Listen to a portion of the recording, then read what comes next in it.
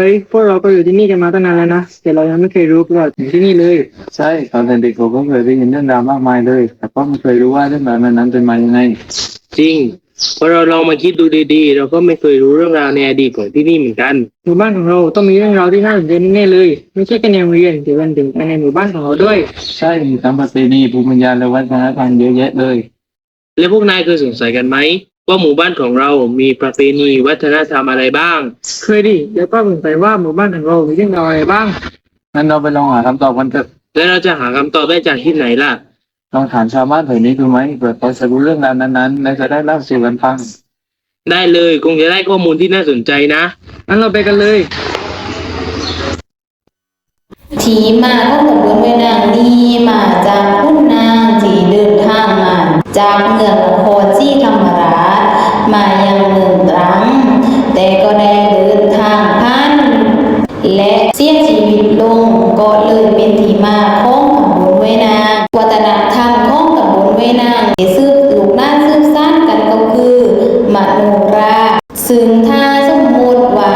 ครบเวลากำหนดที่ตกลงกับผู้มโนราไว้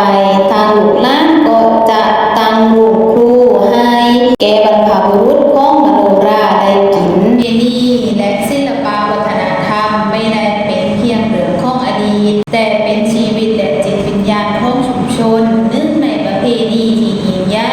และทรงคุณค่าที่สุดคือประเพณีลาพระซึ่งจัดขึ้นหลังวันออกพรรษาเมื่อเสียงกลองมีผ่าดังขึ้นกระบวนเรือพระที่ตกแต่งอย่างมีจิตจะถูกหลักไปตามลำน้ำหรือเส้นทางต่างๆผู้คนจะพากันเข้ารวมโดยมีเป้าหมายเพื่อสืบสานศรัทธาและถวายสักการะแด่พระพุทธศาสนาเสียงสวดมนต์และบทเพลงขับกล่อมกองกังวานสร้างบรรยากาศอันศักดิ์สิทธิ์และงดงามหนังตะลุงเป็นอีกหนึ่งศิลปะการแสดงที่แทรกซึมอยู่ในวิถีชีวิตของชาวห้วยนางทุกค่ำคืนของเทศกาลสำคัญลานวัดและลานบ้านจะเต็มไปด้วยชาวบ้านที่มารวมตัวกันเพื่อชมเงาของ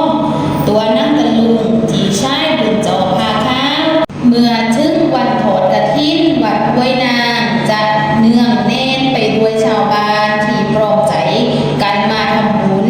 ทุกคนรวมแรงรวมใจกันเย็บผ้ากฐินและตั้งกระบวนแห่อย่างอลังการเสียงโห่ร้องและเสียงดนตรีพื้นบ้านดังกึกก้องแสดงถึงความปิติยินดีในการได้ร่วมทำบุญครั้งใหญ่แห่งปีประเพณีและวัฒนธรรมเป็นมากกว่าความเชื่อหรือพิธีกรรมแต่คือสายสัมพันธ์ที่เชื่อมโยงคนในชุมชนเข้าด้วยกัน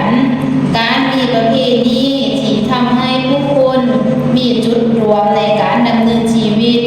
เป็นสิ่งที่ช่วยปลูกฝังความกตัญญูความสามัคคีและความภาคภูมิใจในท้องถิ่นการสืบทอดประเพณีจึงเป็นหน้าที่ของคนรุ่นใหม่ไม่เพียงเพื่อรักษาสิ่งที่บรรพบุรุษสร้างไว้แต่เพื่อให้รากเหง้าของเราไม่สูญหายไปตามกาลเวลา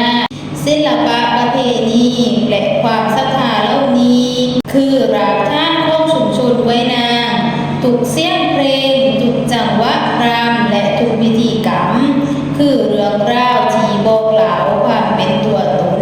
ของผู้คนที่นี่ด้วยความภาคภูมิใจและความรักในวัฒนธรรมของตนเอง